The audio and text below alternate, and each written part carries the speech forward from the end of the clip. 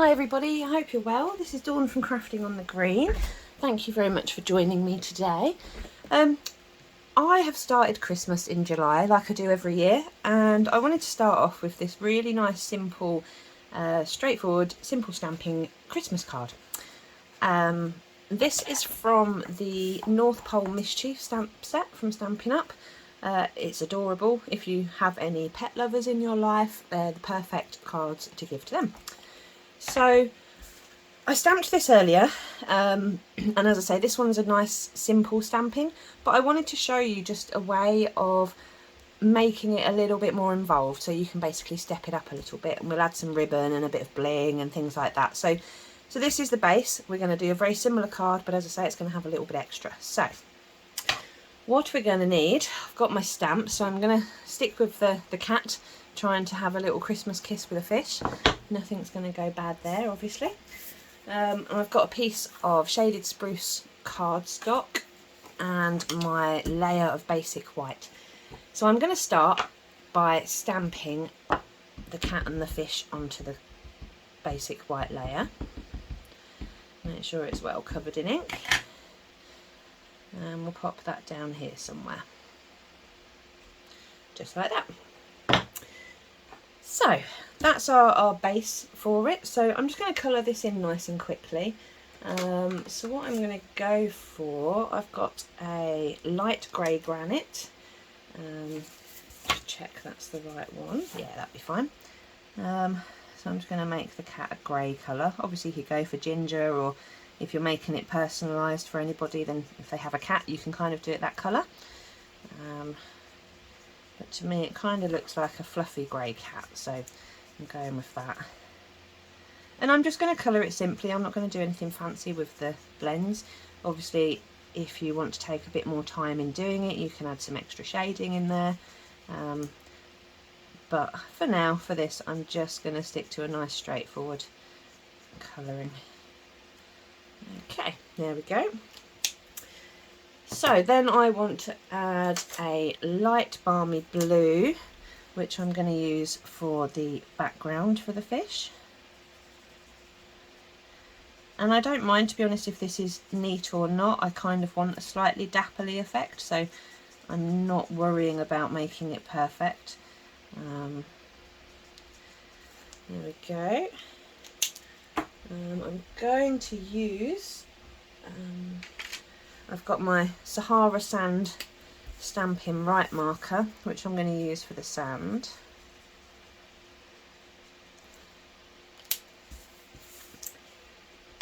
And then I'm going for dark cherry cobbler for the ribbon, or the little bow.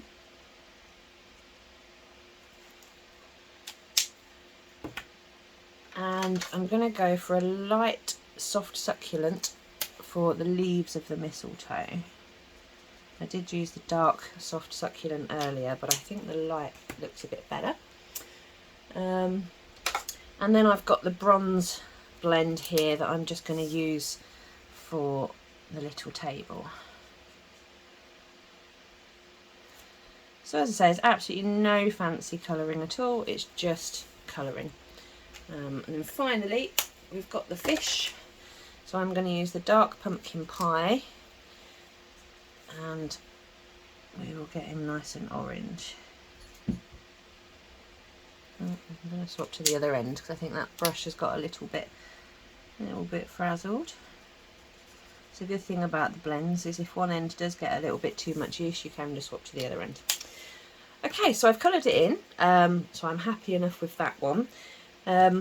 So going on from this one, what we can do, so last time I just stamped the greeting straight onto the card and then backed it onto my shaded spruce mat. But this time what I want to do, I've got some lovely green ribbon here. It comes in a pack of real red and garden green ribbon. So I know the green is not the same shade as the background, but that's absolutely fine. As you see, it's nice to have a different shade. And I also want to stamp my greeting onto a piece of card so that it becomes 3D. So I'm going to grab, I've got another piece of shaded spruce here, and then I have a have a cat trying to come and join in, and then I've got just another piece of basic white. So I'm going to find my greeting. I want to go for the "You've been good this year" mostly,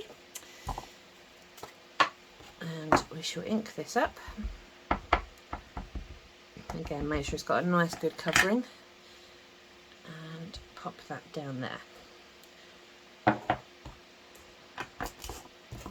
So now I'm just going to chop it out. I'm going to get my trimmer, and we shall cut it to size. You can kind of cut it however you want it. You could also fussy cut it out if you'd rather. You don't have to, you know, you don't have to do it as a rectangle with straight sides. That is your choice. But for this one, I'm going for a rectangle. So now I've cut that one out, what I'm going to do is find my glue, and I'm going to stick this onto a green background, leaving a little bit of a border around it like so, and then cut this out. It is always quite funny to me whenever I'm making Christmas things in July. I don't know about you, but I do like to get a nice good head start on things, because we know that it can just sneak up on us, and suddenly you found that you've got 50 cards to make and lots of gifts and lots of presents and bags and boxes. And so I do like to try and get a nice head start. Yeah, right, so that can now go onto there. So just by adding an extra element, we've already made it stand out a bit more. And I think I am going to add just a bit of ribbon over the corner. So I'm going to tie a bow in it. I wonder if it could go both sides. Maybe. So I'm going to bring in my little bow maker. If you haven't got one of these, I do recommend them, because they are quite useful. Especially if, like me, you're actually quite terrible at tying a little bow. There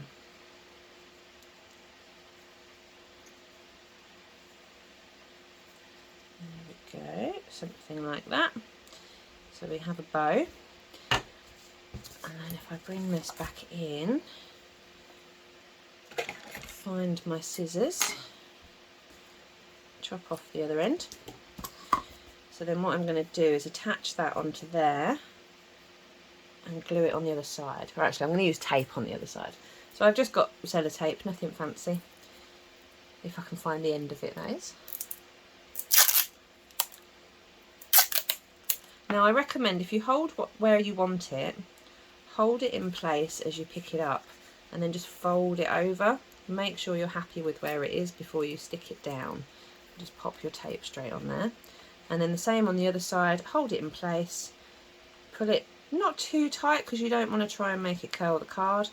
You can make sure you got it where you want it, hold it in place, and then stick it down. So we know that's now going to live there, and then we can tuck that over here, just like that. So I'm going to stick this down first of all, get my glue again. Oh, this glue is running out now, it's been doing well. So add lots of that, and I do recommend just popping an extra little bit around the ends of the ribbon, because that'll make sure they're definitely not going to fall out. So then I'm going to just pop this on here. So instantly, even just adding the ribbon, you could still stamp your greeting there if you didn't want to raise it, and just adding the ribbon does give it a little bit extra something. So now I've got this one, so I'm going to make this stand up. I have got a packet of dimensionals.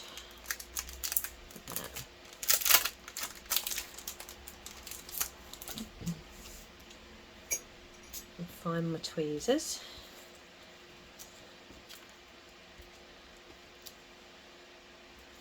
Put one more in the middle. Make sure it's not going to sink in the middle then.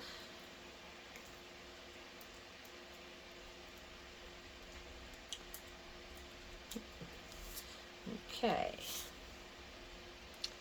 And we can try and tuck that somewhere over there, just like that. And then, I did have some cards, excuse me while I try and... the cat decided that's the perfect place to lie, obviously. Right, I have some cards. It's good crafting with cats, isn't it? They're very helpful. So I've got my card base here. It's just a standard A6 card base. And I'm just going to glue this straight on.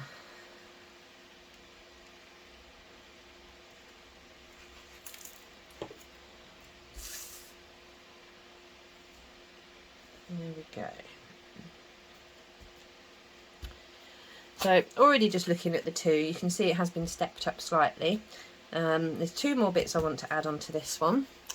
So first of all, I'm going to find my Sahara Sand Stampin' Right marker again, and I just want to add a touch of shading, just to make it look like it's grounding them a little bit more.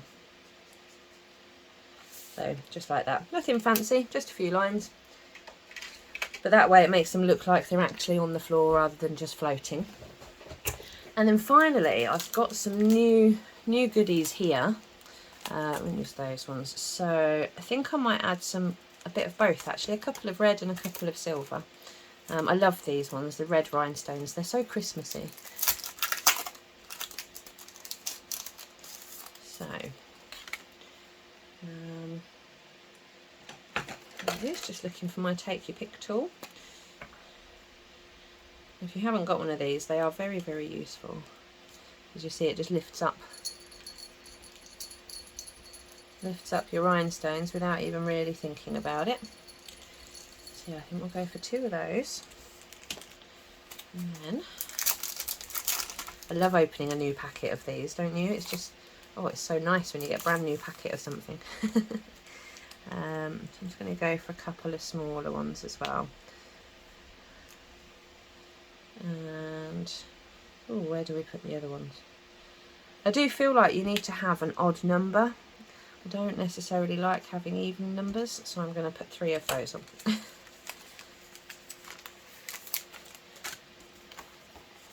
And there we go.